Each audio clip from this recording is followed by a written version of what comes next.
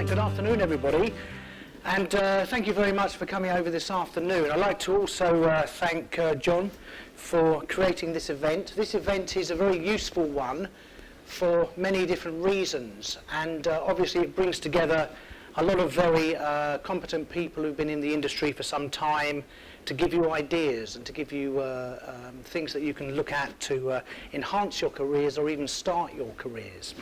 Now, I'm in a very fortunate position because I actually teach at 3 different universities. And that means that I get to meet about 600 to 700 students a year. And I'm always asked the similar question when everybody starts looking for work, everybody starts beginning to think about the real world. How do I stand out? How do I stand out in front of employers, peers? What can I do that makes me different? Because things are getting very, very competitive. Although they've been competitive for several years, they're getting very much more competitive at the moment with a lot of changes in the industry. Now, I do a little kind of survey of my own when I'm talking to graduates who are looking for work. And what I tend to do is I ask questions about the sharp end, about the interview that graduates are taking, and what happens during these interview processes, what kinds of questions are being asked, and how graduates are getting through to the right people and getting the best result. And one thing that I've noticed over the last couple of years is that the application processes are becoming much more disintermediated and more complex. For example, it can take several hours to finish an application to one of the large investment banks. It can take several hours of planning before you actually write your online application. And the interview questions are getting more bizarre. I mean, there are many questions that are asking you to think outside of the industry. There are some examples I've had of people even talking about the speed of milk floats, going back into the 1980s when they used to have electric milk floats. How does that fit into finance? I'm not quite sure.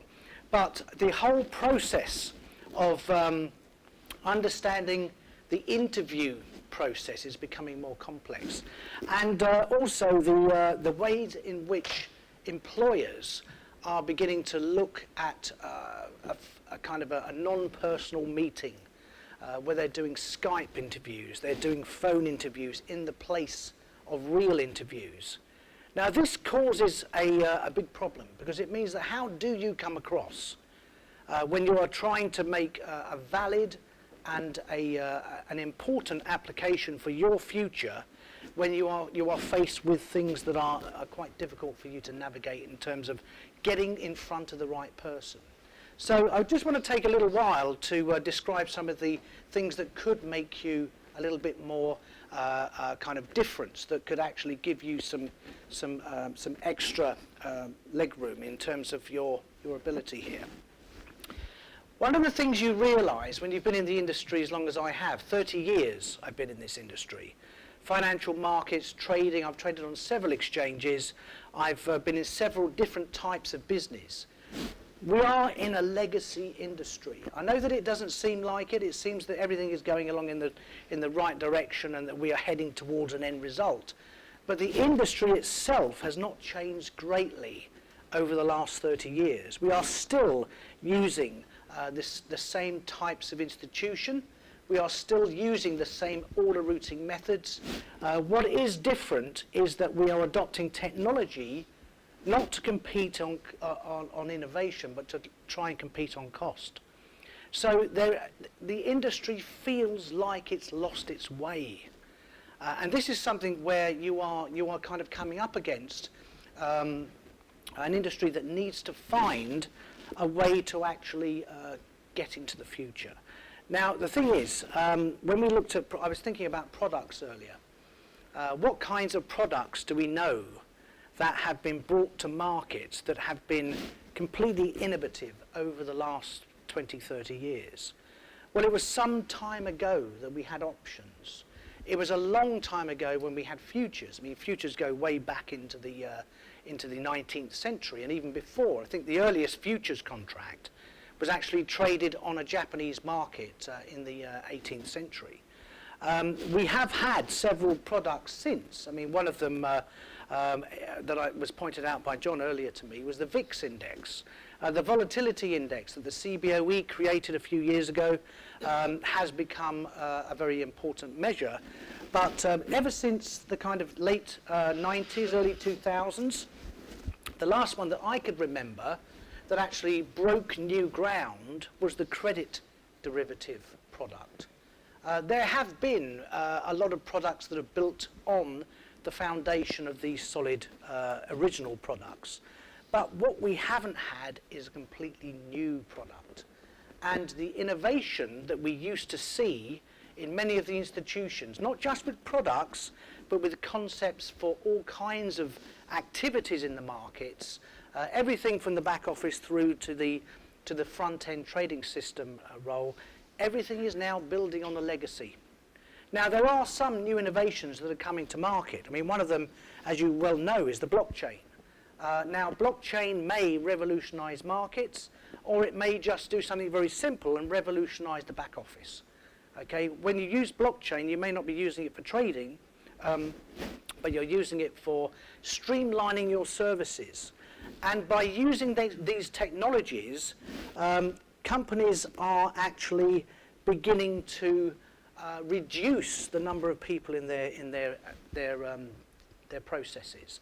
So everything is pointing towards a disintermediation of markets, which was mentioned by speakers this morning, and there may be a need to change this. There may be a need to think a little bit further along the line. Now, I had a chance meeting a few years ago with a very high-up director in one of the accounting companies. And I quite innocently asked him, you know, what do you look for in new graduates?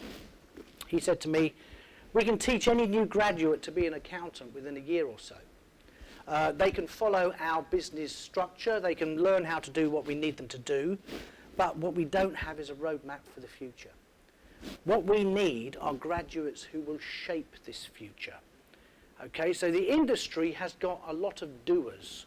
It's got a lot of people that can actually be very competent, can do what they're supposed to do, they can fit in extremely well, and they make the industry run in a very successful manner.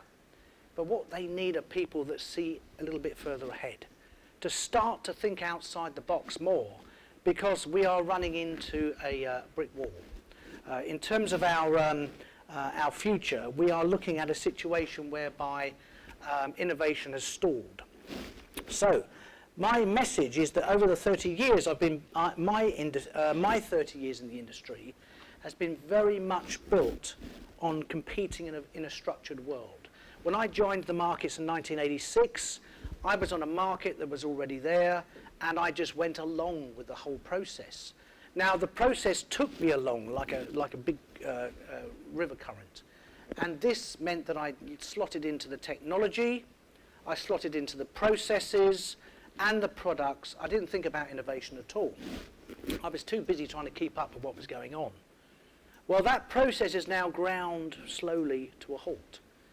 And this is why I think it's absolutely vital that those of you that are new starters in business, those of you that are coming out of universities, you've got to think bold. You've got to come out there thinking, what can I do to change what is already here? Because the industry desperately needs you. I come from the world of trading. This is what I teach when I go to the universities. And the new world of trading is likely to be a lot less structured than the world that I came from. And the reason for that is because everything needs to become more personal. Okay, you had, as many commentators have said this morning, you had vast marketplaces of 2,500, 3,000 people walking around doing the same job for the same companies, doing the same futures trading.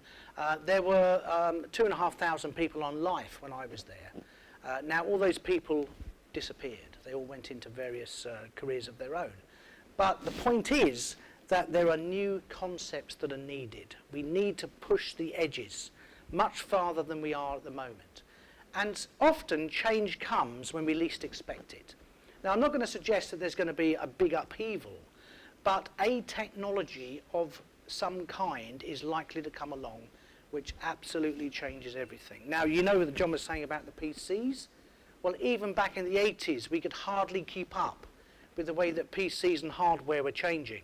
I remember a similar story to what John was saying, that I was on the life market floor, and one of my colleagues came in one day and said to me, look, he said, I've just got this marketing pamphlet from one of the, I think it was PC World or one of those companies. He said, we can get a 1 gig hard drive computer for £1,000.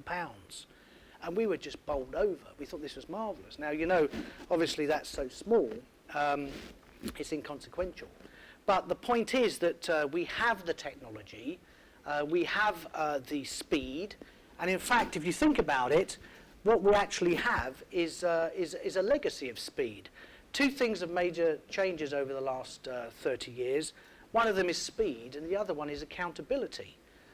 We are now more accountable than we were ever in this industry to regulators and to other participants.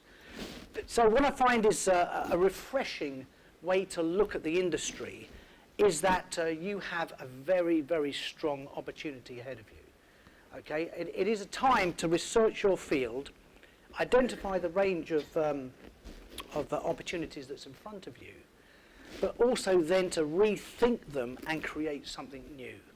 Now, at the moment, the industry is trying to create its own path for the future, but having looked and worked in so many of these different institutions, I don't see currently anything new. So that's the challenge. And also, if you aim high, aim for the moon, and maybe you'll land on the roof. That was the saying that always stayed in my mind. That you can do things that you're not expecting. So there's a great deal of opportunity out there, and I really do wish you the best. And as I say, to make yourself stand out, think outside the box and go further ahead than people are willing to let you go. There is a change in the industry that's coming, and you need to be ready for it, because those that are ready for it are the ones that will succeed beyond all means in the future. So it's a very exciting time ahead. Okay, thank you very much.